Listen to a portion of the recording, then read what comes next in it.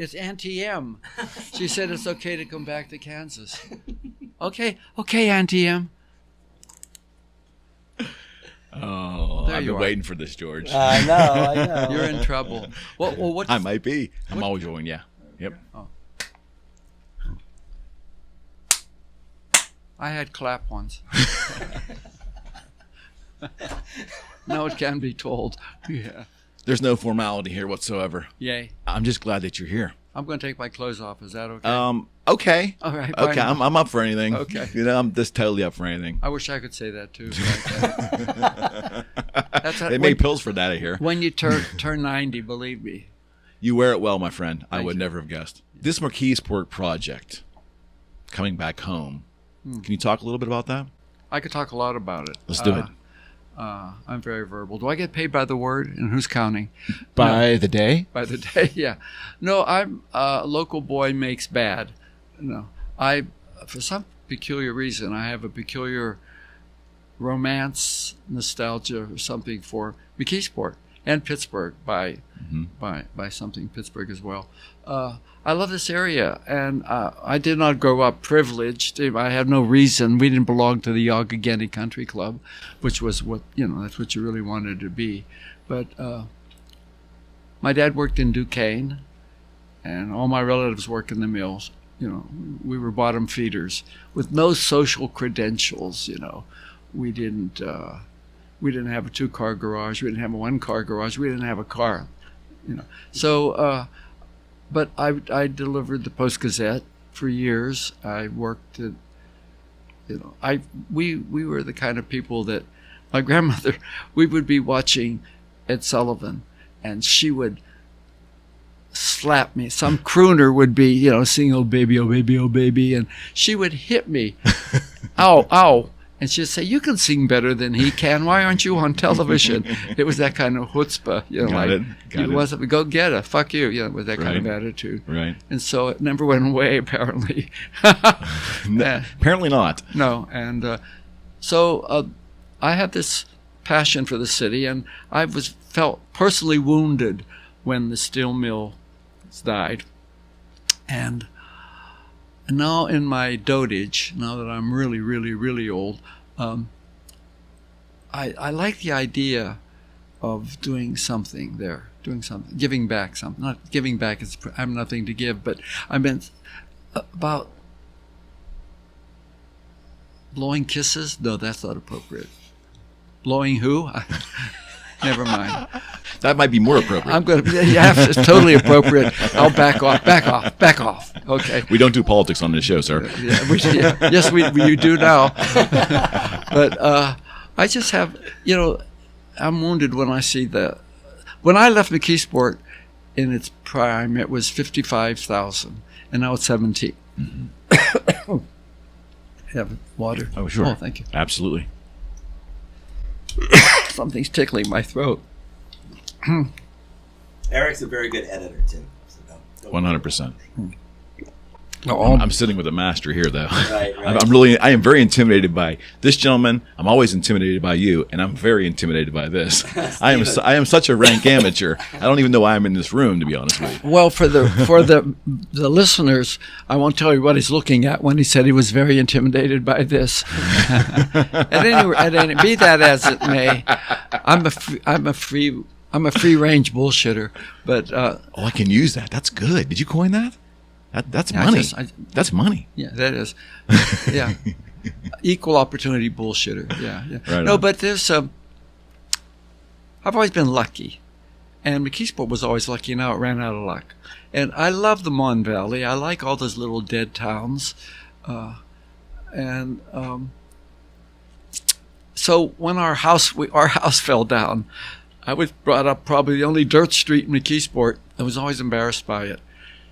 And when the house finally fell down and the woods came back, I love the woods coming back. Nature heals its wounds, and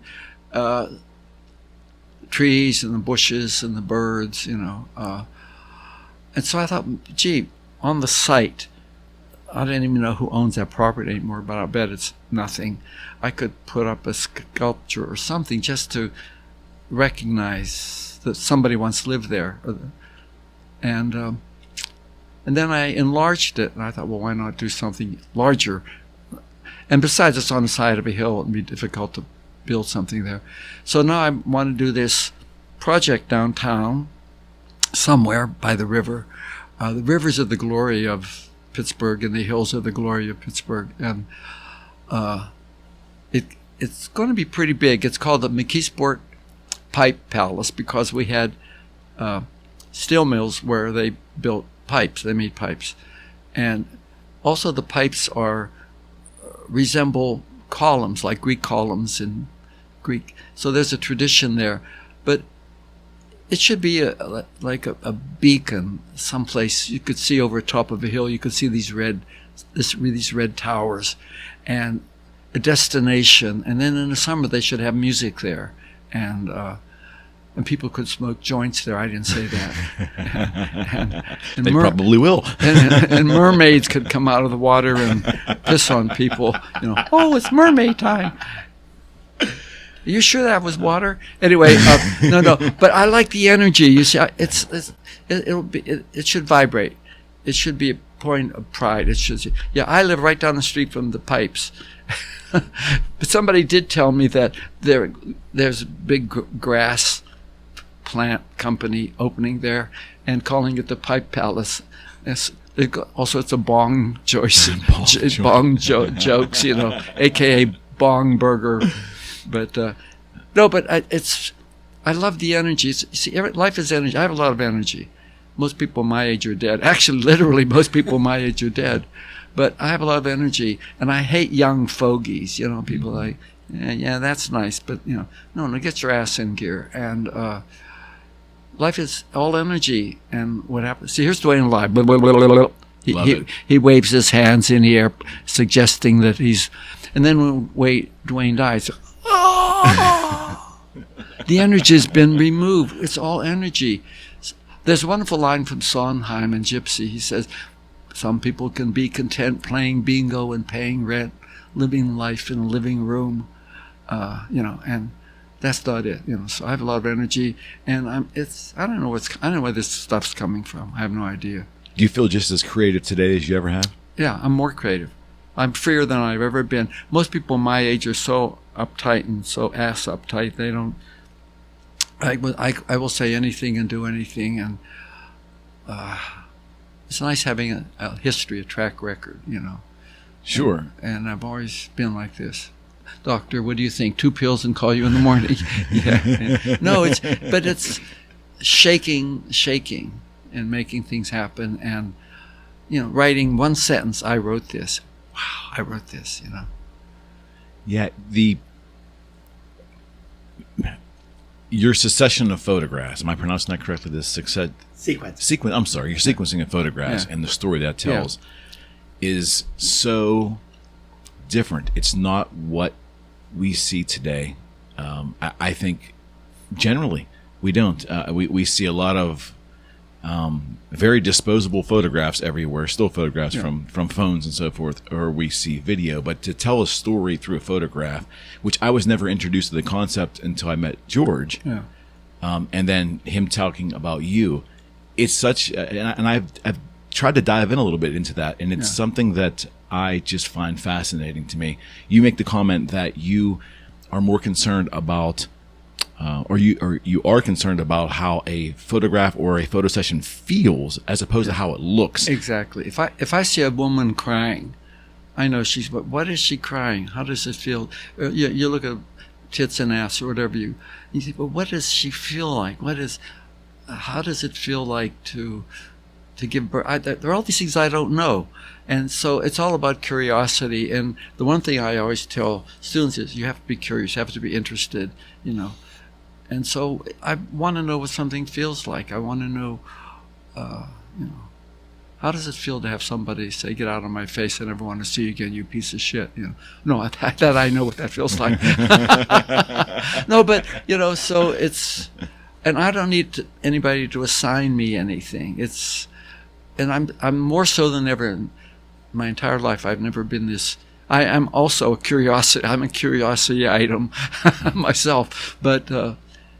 it's all about energy, and people don't even know they're alive. There's just a series of bad habits that become a way of life. Oh, it's Thursday, I guess I'm going to go to the Kiwanis Club, whatever. I know, fuck you, who cares? Duane, talk a little bit about how you are creating now, because you're doing at least a project a week, it feels like. Yeah, it's like one of the principles in life is the rich get rich and the poor get poorer. And those that get more, and those that never. It's absolutely true. And at this point, I'm completely free. I can do anything I want to do. I can say, watch this fuck out loud. See? No lightning bolts. I can say I'm an atheist. Really. And it's my privilege. It's my right. And all this is going to go away. Gone. Just like yesterday. Everything becomes yesterday. So while you're here, that's why I love this idea that maybe 10 years from now, I won't be around, but somebody will have their kids, and they'll say, let's go to McKeesport and let's play, with all the pipes. I want to see kids running around between the pipes chasing each other, Right. And it's bringing energy back, breathing life back into that particular intersection of Monongahela and Eogagenny. It's evergreen. It's a creation that becomes evergreen and lives past. Yeah. And continues to live. It should have a life of its own, Absolutely right. But everything's mystery. Everything's mystery. I don't know where this thought's coming from. I mean, my body's filling up with gas right now. I'm going to fart any minute. Look out. I'm a multiple farter. See, I don't care. And I think that's funny. I think there was a very famous guy, not so famous you've never heard of him, but his name was Gerald Murphy. And his famous quote was, "The great revenge on death is living well." Well, the great revenge on death is having a sense of humor. Everybody cannot afford to live well, but everybody can afford to live lightly and to. Very true. Anyway, has to be a hard one. I find it astounding that you have the energy you do, and you're putting out that much work. And also, what George tells me about your workflow is that you come up with an idea and you go straight to execution as fast as you possibly can. I have an electric chair in my living room. Also, I somehow believe that. No, I do. If I think of it on Monday, I literally will have it done by Friday. I've never needed anybody to tell me, to sign me anything. And the other thing is, I'm not afraid to fail. You learn more from the discomfort of a failure than you will from the comfort of a easy success, a bad habit. We tend to go to bad habits because they're comfortable and familiar. Sure. And we're afraid to become but I've always grown out of my failures, Did you figure that out as a young person, or did it take you a while? No, only in retrospect. After you've lived a while, you begin to see, I really fucked up, but look then what happened, As you look back and see, always this mistake led to this opportunity. Exactly. And I was supposed to go to Carnegie Mellon. I was looking for scholarships, and Scholastic had a scholarship. You had to list 3 schools, so I put down Carnegie Mellon. I didn't get it. And then I put down the Cleveland Art Institute. I didn't know where to go. And then I looked on the list, and it said the University of Denver. And I thought, Rocky Mountain High. No, that was. And I thought, well, I'll never get it anyway. But I got it. Right. And so I tended to get the thing. I was lucky that way. And I'm not sure I believe in luck, but I don't know how that. I think it's energy, and I think you flow with the energy. And if you flow against the energy, then that's when you get into trouble. It's probably a good lesson too, that if you ask, sometimes you will receive. Not always, but if you don't ask at all, nothing's going to happen. Yeah. I intimidate. I don't ask. If you don't give me this, you are so fun. When I get through with you, you're going to become a tombstone. Or you can go that route too. Yeah. No, that'll work too. I don't know what that's. I don't know who's talking right now. My bladder is filling up. Yeah. My heart is doing something. My blood pressure is doing something. I have nothing. When we're born, we have 2 DNAs. My first DNA was my physical DNA. Dictated, my physical said I would be 5'7", I would be Caucasian, I would be bald by the time I was 40. I mean, all these things were givens. I didn't make any choices. Right. And my social DNA, said that we were Catholics, we worked in a steel mill, Eastern European, that, and already there's all these things that define who you are. But to me, those were always points of departure. It's Right. like you're dealt a hand, and what do you do with the hand? I got 4 aces, or, Got it. Yeah. Got it. It's how you play your hand. I'm going to jump around just a little bit because there are some questions, George, I do have to ask. Yeah. No, ask me. I will go on for days. Duane, I appreciate it. And again, I'll jump around. This Yeah. is more of a specific technical question. Okay. Do you or have you recently still shot in film? Or are No, you, I don't use You've film moved anymore. completely. I love You've embraced digital. technology. I embrace technology, and we only necked, but nevertheless, technology is very hot. No, absolutely. I was just telling George earlier that of all the photographers of my generation, I'm the one who has gone on to do what do I do on the computer? Oh, your films, your video? Yeah, I do videos. I have a younger helper who does all that. Igor. Yeah, Igor. We should give Josiah a little call out. Yeah, Josiah is Josiah.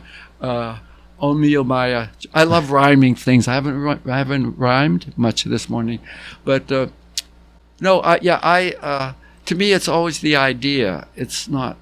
I don't care what anything looks like. Again, that's the premise. What does it feel like?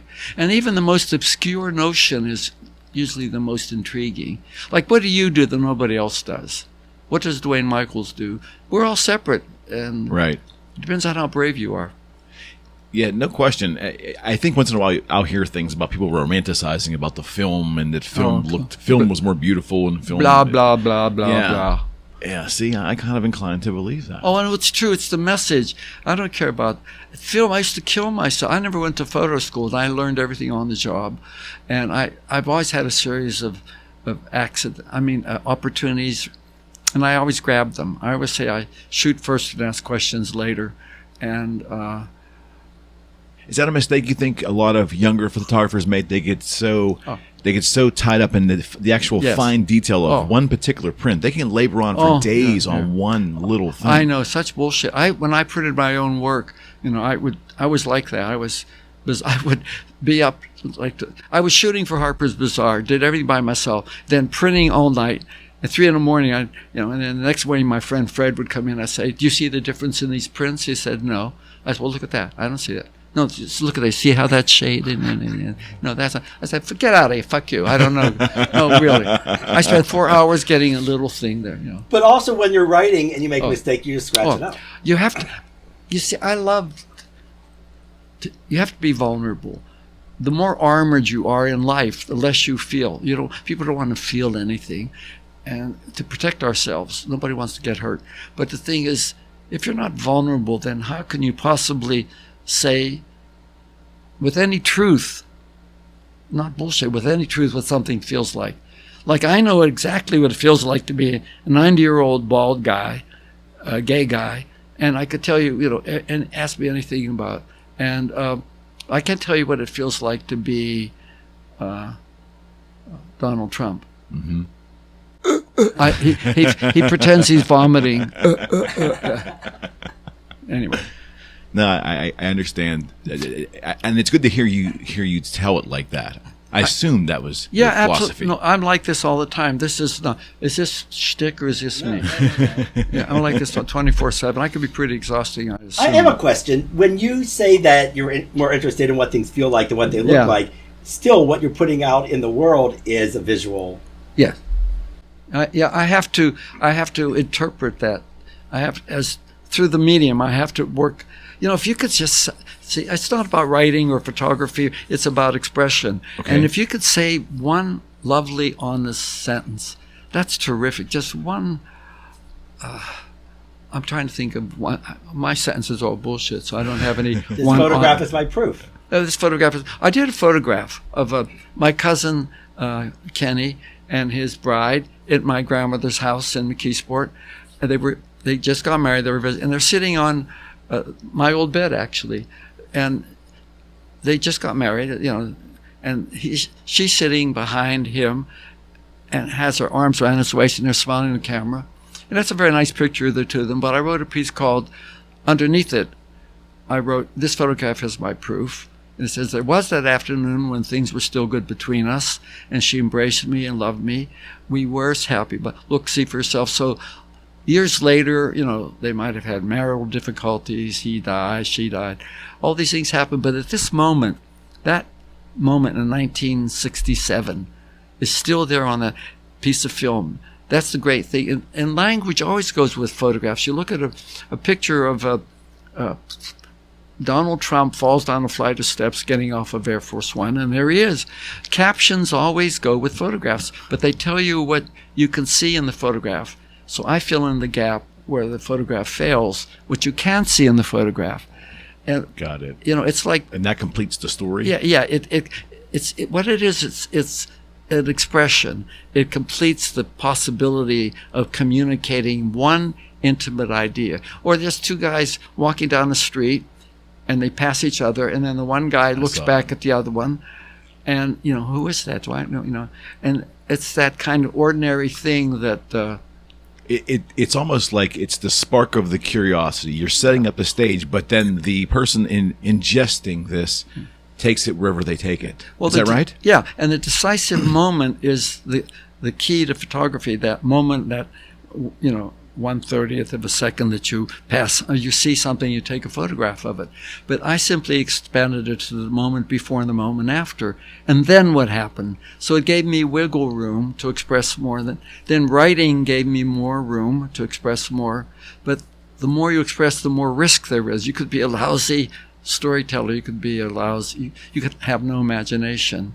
Mm-hmm. And we're so used to being entertained and being amused and turning on the tube and listening to click and clack or somebody. But, we never think that our stories are vital. Our stories have resonance. Like what do you think about God? What do and important things, not just. That's the essence of, I think that's the essence of podcasting, but I could be wrong. Mm-hmm. Specifically for why we're sitting here and why I did this was exactly that, Duane. I just wanted to find people's personal stories and have them speak, unvarnished. Yeah. And it never goes away. Right. I'd become the novelty item I am last week. It started very early on, and I still don't know what any of it means. The universe is astounding. We are astounding creatures. When Cocteau, who was like the Andy Warhol of his time in 1920, went to work with Diaghilev, who was an impresario in the ballet, it was a big deal. And so Cocteau said to Diaghilev, listeners, if you don't look him up, dummy.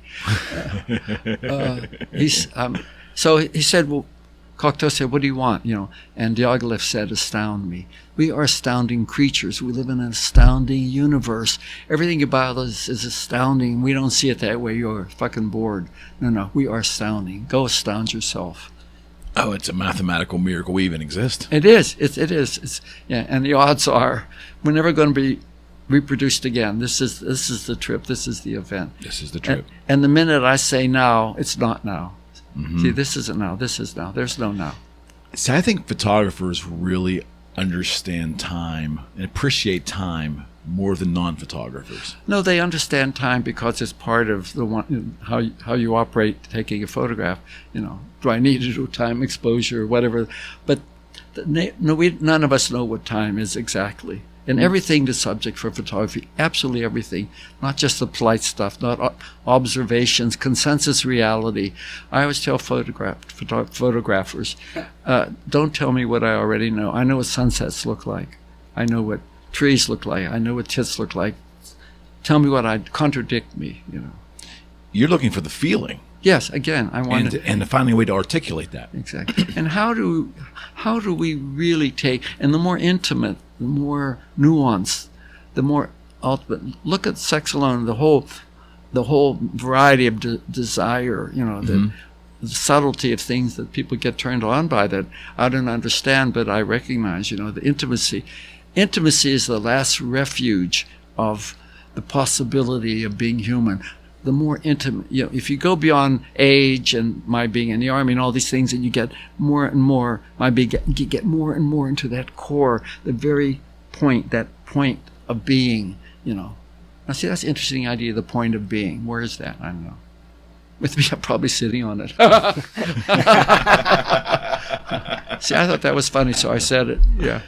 It would be almost impossible to teach that to a young photography student. No, you video can't. student. No. But the thing about young people is that they're young. We idealize the young. Young is a pain in the ass. I'm so glad I'm not. Do you say young or hung? I'm maybe both. I'm old and hung. But really, or neither. Yeah. Why are you looking at me? I was looking at George. Oh no! Why is he? Yeah, George, we're both looking at you. I hope your family doesn't hear this podcast. They're all over it. If that makes it. Yeah. Oh my. Okay. Yeah. So when I was in college, I went to hear Duane speak up at MIT, and a lot of the ideas that he's talking about here were things that I heard as a young man. Yeah. And I would say that they actually did open doors, and it wasn't taught, but it was kind of woven into the way I approached the world, and I could find my own voice through those doors opening, and it was powerful. Well, things I take for granted, after all these years, I practiced being Duane every single day of my life. I've still haven't quite got the hang of it yet, but all those things, it becomes a way you view life. You do it without thinking. We're always becoming somebody new, and life is a series of habits. So, why not make good habits? But bravery, nobody can teach you, and things that I take for granted. A lot of, like when I decided to go to Russia when I was 26, and I borrowed a camera, and my friends all said, Russia, why are you going? Fuck you, I'm going.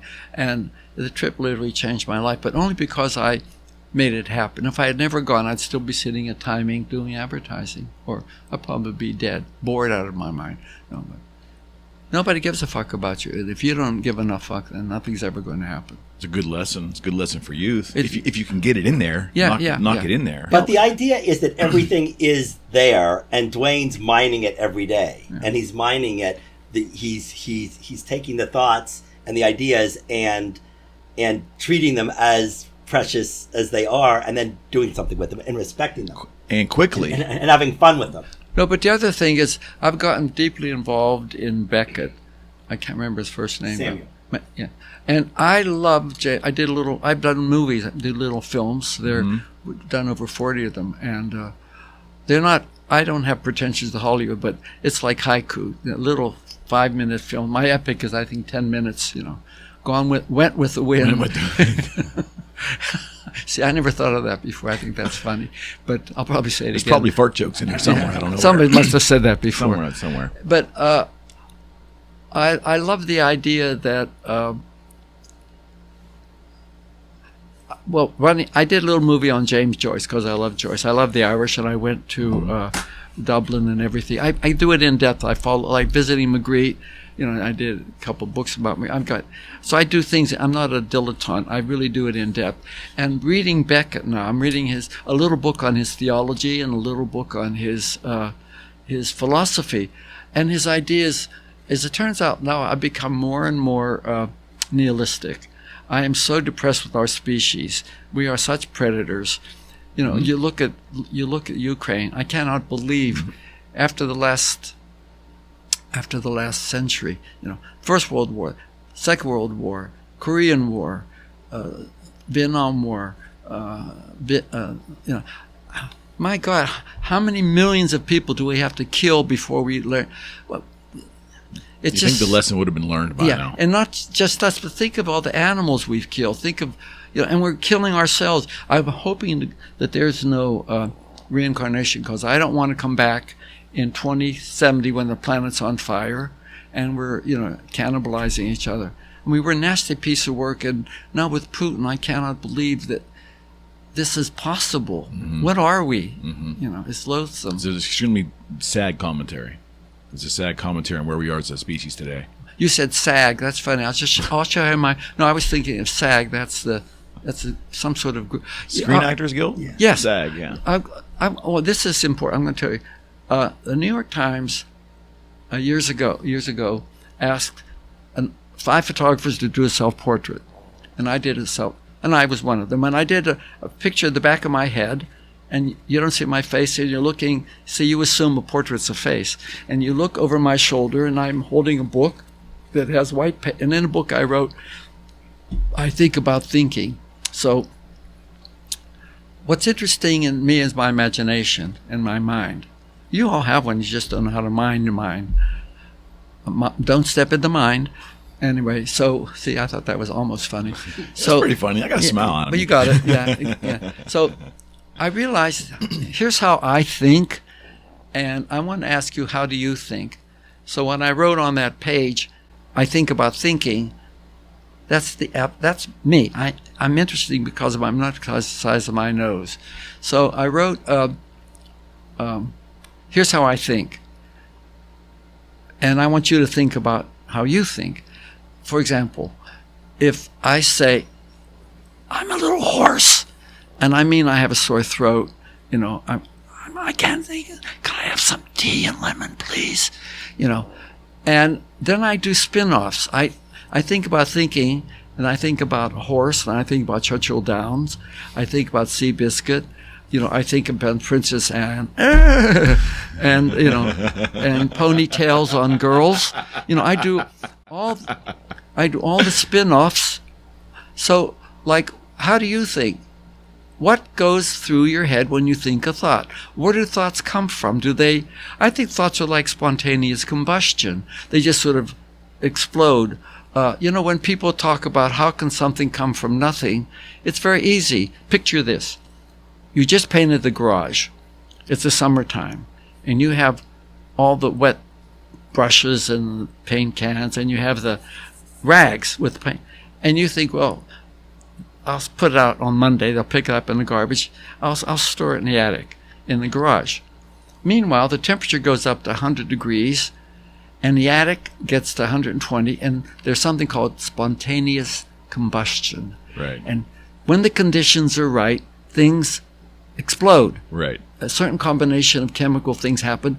So if you want to look at the universe, how could spontaneous combustion, the world's right now, my mind is spontaneous combustioning, or pooping if you want, but for 2,000 miles, whoever comes first.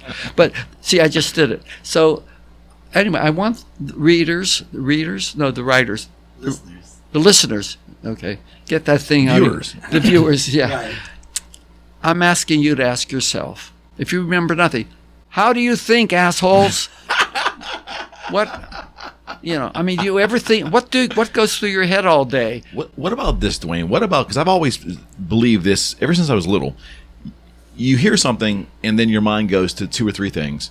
Uh-huh. And I think that's where a lot of times people stop. Like, if you just continue on, so much more continues to come, but I think we limit ourselves. Totally, because we don't train ourselves to think. As a matter of fact, thinking, in this country, thinking is very serious because we do not have a critical audience. We were all going to be hand saluting in another 6 years. I'm serious. Mm-hmm. I feel like I'm in Berlin in 1930. Mm-hmm. All the fascistic things are in place. It's a game. You can predict what's going to happen next. Yeah. But so I'm just telling the viewers, start paying attention to the fundamental things that you do. Like right now, my bladder's filling up. I don't tell my bladder what to do. I'm on automatic, but it's spontaneous combustion, and it's as rich as interesting. Or if somebody tells me that is so boring, no, it's because you're only boring people are bored. I couldn't agree with you more. Is it taking the thought beyond the I guess I should say taking thinking beyond the first thought? Is that where imagination starts? Yes. Imagination is the best thing. I love when something pops into my head that I didn't think about before. I love thinking something I never thought of before. And reading this book on the plane, my 300-hour flight to get here was... you went the long way. Via Africa. It was the only direct flight to Pittsburgh. I had to go to... But you got here, Duane. I got here, yeah. But the thing is that I love reading this book, and he put me on, in reading the text, 3 other people I'd never heard of that I will follow through. I want to know what entertain. What got into Samuel Beckett's head? My God. If you've never heard of him, look him up, assholes. But really, yeah. No, really. What was the book? Yeah, you hear that? It was called The Theology of Samuel Beckett. And also the other one is, and has a center fold out of him nude. No, I made that up. There's a thought. Samuel Beckett nude. Oh, Jesus. Doctor, the patient will see you now. Yeah. Okay. Yeah. Oh my. Well, I brought 500 words for this conversation. I'm down to 478. So if you better ask me a hard question so I can answer it, or else I'm going to have to spontaneously combust. I have one. Go ahead, sure. When we were coming out, we were talking about how can people be so hateful. I know. And what is the anecdote to that? Well, the thing is, people should just mind their own business, and it's the only. I'm an atheist, so I don't believe in God. Blah blah blah blah. Mm-hmm. But I do believe in. What do I believe in? Wait, well, I believe in something. I'll look under the B's in my mind. B A B B beliefs. What do I believe? I do believe that.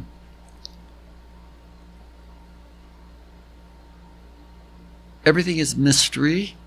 Everything is energy, and when you die, we reshuffle the deck, and all my he motions with his fingers as if his hand was alive. The deck is reshuffled, the energy is reshuffled, But wait a while, I just lost my train of thought. Ooh, here it comes. I missed the train.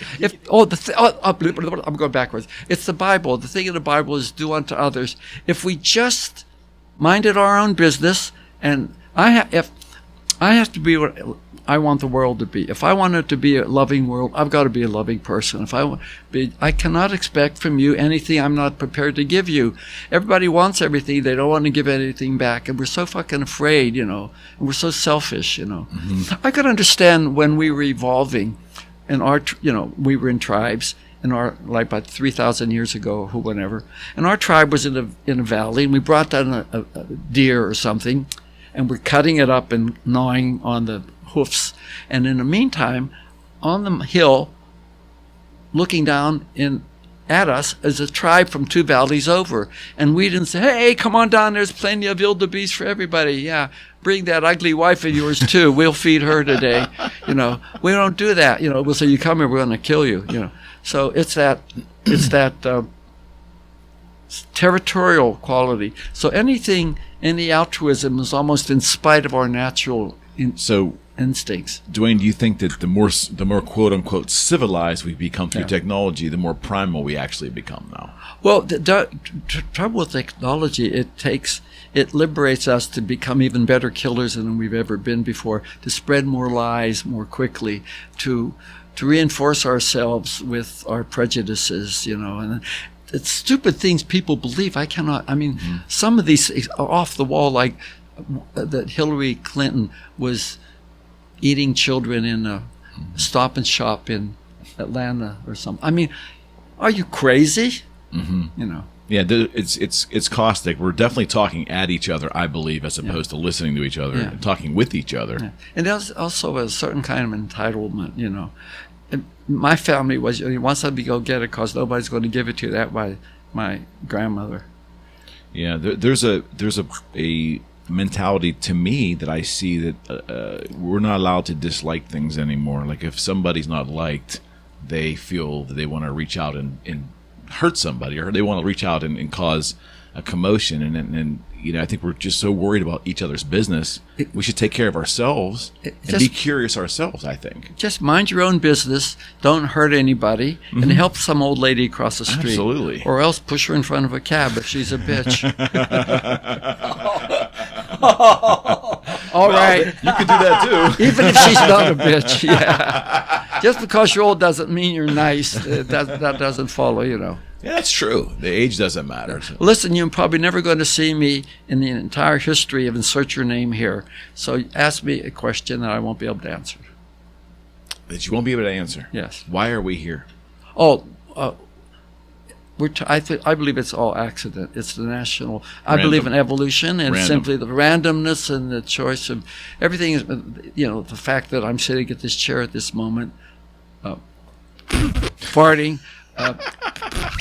I bring my own sound effects, like. That's not bad. Yeah, it's not bad. He's a Foley artist. My son Jackson asks me all the time. He says, "Do you realize how random it is that I even exist? That I'm even Your son said that? Jackson all the time. I'm amazed at that. That's amazing. That's very liberating. It's very terrifying because we have no solace. There's nobody to comfort us. There's nobody look in on us, take care of us, burp us. Yes. But the fact that I met Steffi, the fact that we got together, all those things are just so. But I think that what Duane had said earlier, you have to look back at, you took action to make that happen. Yeah, you have. You made a choice to go after it. Not that it was No, I made a choice to go after her. Yeah, Absolutely. Yeah. Very deliberate. And I must say he made a very good choice. I believe he did too. Yeah, she's spectacular. Can I ask you another question before you Yes. go? Of all the people you photographed and all the circumstances and all the creation, is there any human that you have not photographed yet that you always kind of wanted to? Yeah, there is. No, I photographed him. No, I photographed her. No, I'm trying to think of, I photographed Becca too, which was amazing. I've been very lucky. Oh, that's another question. There is, but I can't think of who it is. But luck. I'm very interested because I've always been lucky, but I think that, have you ever heard of Boss Curley in Boston? He ran the Democratic machine in Boston. Yes. And one day, somebody said to him, "Boss Curley, how is it that you were a Irish saloon keeper in Somerville, and how is it you became the head of the Democratic machine and the candidate, power broker?" Right. And he said, "I seen me chances and I took them." And that's the thing. When you see your chance, take it. And my sister-in-law, her family is Irish, and they ran the Democratic machine in Philadelphia. But I mean, it's a matter of seizing the moment. Caveat emptor. Is that? Yeah, that's exactly it. Exactly. Seize the moment. And it's such a great lesson. I have a 21-year-old and a 19-year-old, and I tried my best to always instill that you've got to make opportunities happen and recognize them and go. When George and you and I have talked about it, just getting young people to see the opportunity and having sometimes the courage to take a step and do it. It takes courage. Absolutely. When I was 17, I went to 14. I went to Texas. I was read in McKeesport Daily News that you could work on the wheat crop, and my mother thought they gave me one-way ticket. Actually, he came back. Yeah, and I went with Jimmy Connolly, and I was 14 going on 12. I delivered the Post Gazette. I had to give up my route for leave of absence. And were they going to pay you a lot of money? What was that's what it said in the Daily News, and why would the Daily News lie? And I worked at the Bar of Children, and Jimmy Connolly and I took a bus to Amarillo. I'd never been away from home. We hitchhiked north up at the Panhandle to this little town which was filled with migrant workers who did this. And at 14, I was about 110 and 5'6", Gee, Mrs. Feeney, where's the men's room? And so I went, this guy said, "Listen, kid, you have to shovel wheat all day in a hot sun. You wouldn't last for 5 minutes." And I slept out on the lawn, and I saw these migrant workers do things I didn't know human beings could do to each other, let alone animals. And so, to make a long story short, I finally came back and hitchhiked back down to Amarillo because Jimmy had copped out on me and left early. But it was an adventure. I didn't know what I was doing. And then going to Colorado at 17 when I was supposed to say, I was 17 going on 14, which was an improvement, But it's always, well, Ollie, you've really done it this time. Yeah. But the thing that's so interesting to me is the same desire to take that leap, to take that chance, to take that risk, whether it was going to school early, going to Texas, going to Russia, going to visit Magritte, who is a hero, and it's like, I'm going to go and knock on his door. Yeah. Like, all of those things are still happening today. Right now. Like right now. Right now. Yesterday morning, they said, your flight is canceled and this trip is going to be miserable. And Duane said, well, the day's gone, so I might as well just do what I have to do to get to Pittsburgh, to get to see Eric. Well, I'm certainly glad you did. I'm flattered. Well, I think it was a big. No, I think it was a big mistake. I should. I knew he was going to say that. I set myself up on a silver platter, and you were going to kick it out of the. Yeah, I came all this way for what? To sit in this bizarre kind of. Is this a cult? Are you a cult? Well, look at this shit around here. When we pulled up, Eric, Duane says, "Well, Josiah knows where I am in case I never emerge." Yeah, so he knows. I left a trail of old bread, promptly eaten by pigeons. Yeah. Yes. No. Now there's no path no back. clue. I can assure you, everybody that has entered has actually left to this point. So and with good reason, I might add. Yeah, absolutely. Yeah. It means the world. I can't thank you enough, Duane. Well, you're welcome. I'm sure, and I had a good time. I really had a good time. And you did say that I may never be talking to you again. Yes. I want that to be the only false statement you made today. Oh, well, that's very sweet of you. That's like, get his name and address. Okay. Well, you're very nice. This is nice. And I do Thank like you. the cult, actually, except for the tattoos. I don't know. Right. Yeah. Oh, well, the McKeesport Project is a thrill. It's so important. It's important because I think it's giving back, for me personally, doing something for my old nest, the place that was my nest. That's where I was hatched. That's where I flew over the cuckoo's nest. And I love the idea that the city is so wounded, and the people are wounded, and there's no, nobody's going to come and rescue, And so it's like resuscitating. Right. Resuscitating. It's like growing air.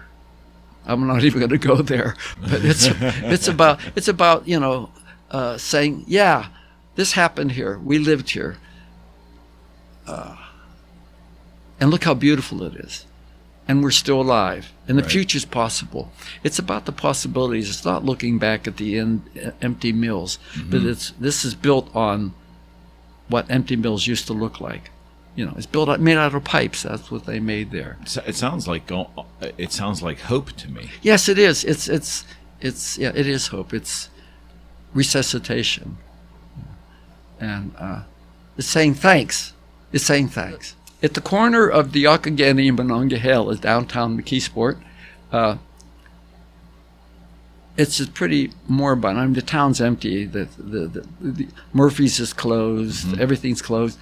I love the idea of making a woods, and in this woods you'll see this vision of these towers of these red pipes, and so you'll be coming across the bridge and you'll see these red. It's like the Wizard of Oz, these red pipes, and you want to go there. It's like a beacon. Yeah, and I want it to be lit somehow if we can do that at night, and it'll be this mysterious fairy tale place, this mysterious, like no place else you've ever seen or ever been. And when you get there, you inhale the magic. It should have a kind of hint at magic when we're fast running out of magic. And so it's oh, look over here. I'm over here. Yeah. Is there a schedule as to completion? Well, it's like, do you know the Hungarian recipe for making chicken goulash? I do not. First, you steal a chicken. So first, I've got to rob a bank. We have to shake my piggy bank and see what falls out. No, it's a thing. It's professional. We have to have a fundraiser. Sure, absolutely. And but it's not about me. It's about the community, and it's about the corner of Youghiogheny and Monongahela. Right. Right. And it's also by reflection, it's also about Pittsburgh. Certainly. Pittsburgh gets all the attention. Falling water gets all the attention. But no, it should be share the wealth. Say the whole community's alive. It's not breathing, its last breath. Yo. That was good. Yo, Good. Vinny. Good. Okay, can I go now? We're excused, Eric. You're excused. Thank you. And thank you so much. Thank you. I really appreciate it.